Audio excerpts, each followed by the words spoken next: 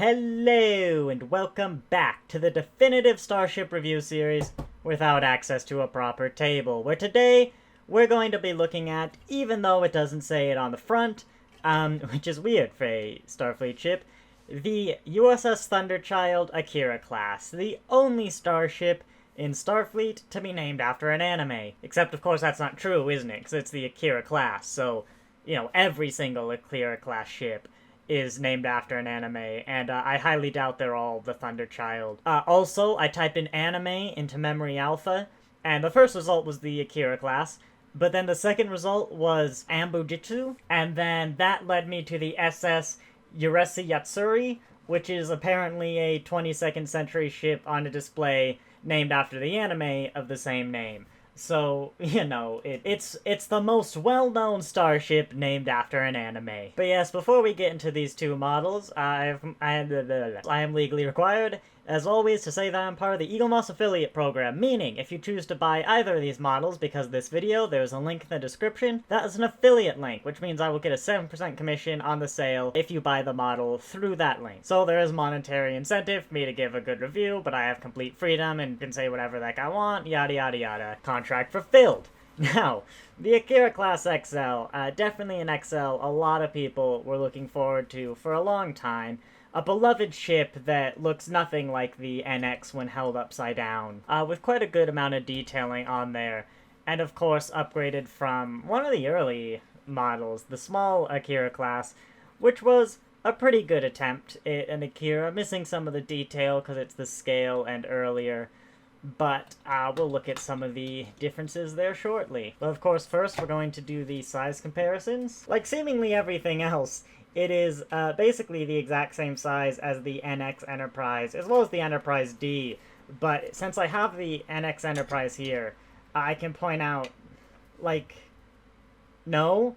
I mean, I guess in, the most vaguest sense, yeah, they're kind of similar, but, this has got a whole bit down here.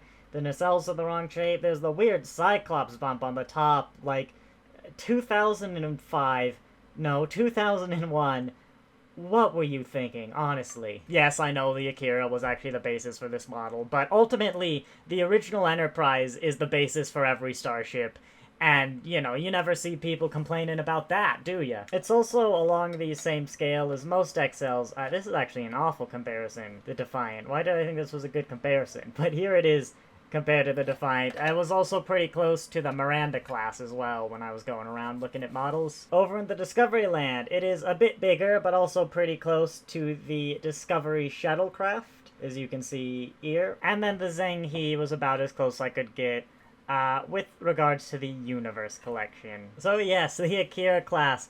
Now a fairly normal-ish, with its little pylon structure.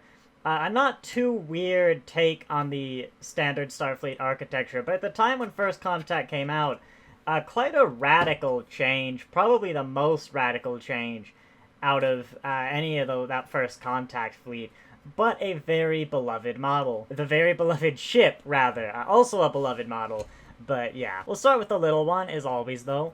It's quite got, this kind of just solid gray all around the ship as its base. Does have plenty of highlighting, though, some dark these little bits. The NX has it. I don't know what they're called.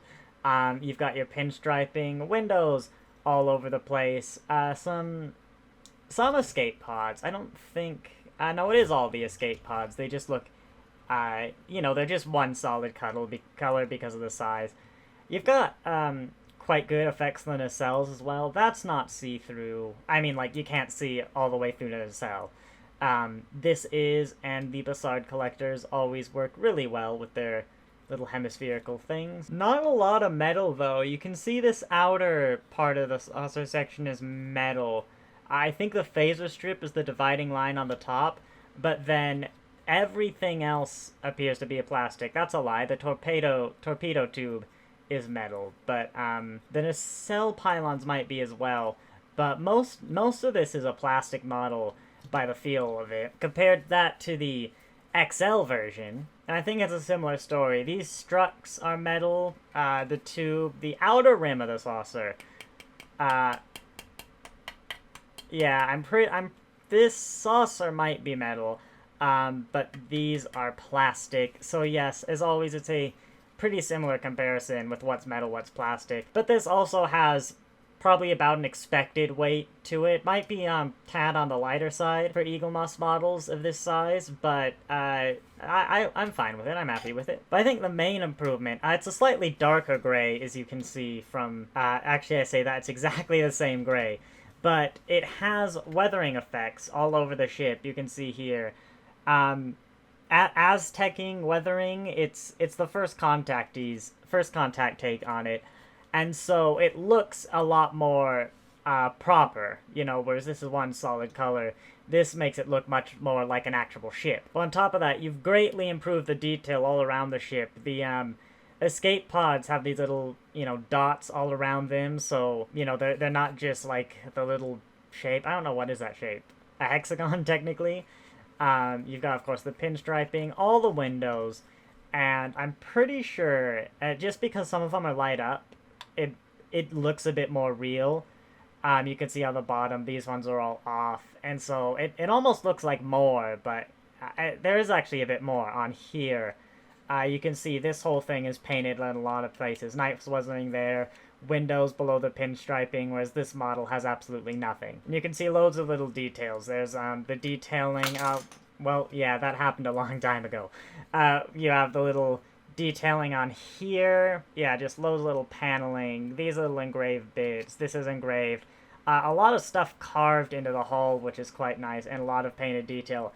I should add as well, this was a model I actually bought secondhand off someone with a set of models. I don't think it was broken when I got it, but I immediately, picked up the model. I can't remember. I think it was in a dumb way by the stand or something, but I picked it up, tripped, and it immediately fell and hit the nacelles, and the nacelle broke off. Which, is a great protection for the saucer section. You got your crumple zone. But yeah, that was basically entirely my fault. This big one's fine, though. Probably a lot sturdier. I mean, if you dropped it from high enough, any of these models are gonna break, really. But, I think these are a lot sturdier, just because there's a much larger connection point right here. Over on the nacelles, you've got a similar thing. You can't see completely through this. You can actually see, under this lighting, some of the pins how they're connecting the nacelle to the strut, which I've never really noticed before, so it might, in part, be a factor of this lighting kit.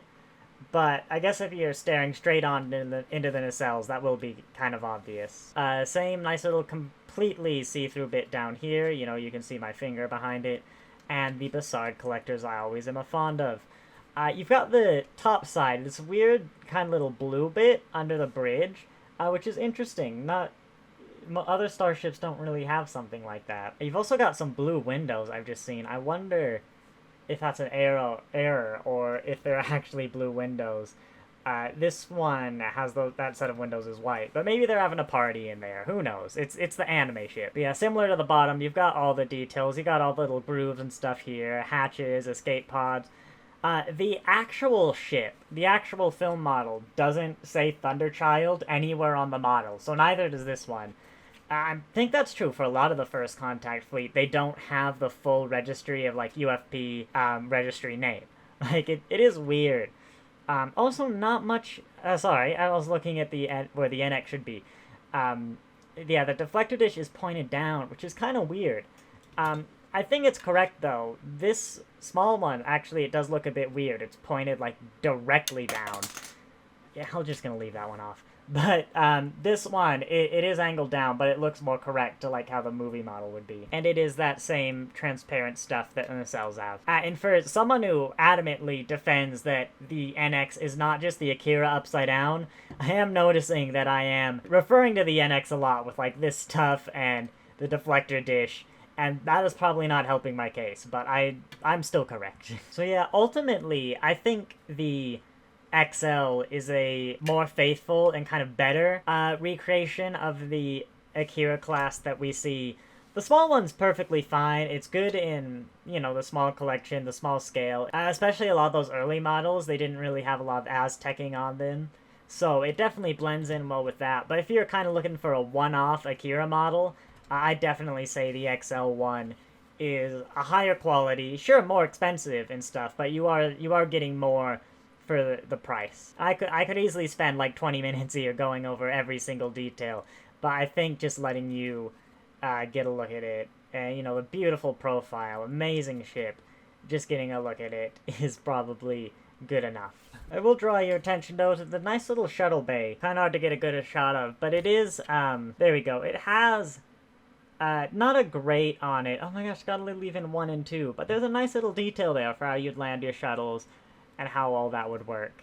And the bridge model up at the top is quite nice. Not the most detailed bridge, just as far as starships go, but it's a nice little bump and definitely works well as a recreation. So yeah, I'm actually gonna call it there. I hope you enjoyed this video. If you have any questions about this model or this one, ask me in the comments and I'll do my best to answer it. If you want me to review any specific model, just let me know and I'll get to it as soon as I can. Presuming I have it, but I've got more than over half of all their Eaglemoss ships now, so I'm more likely to have it than not. If you enjoyed, be sure to like and subscribe, and I'll see you next time.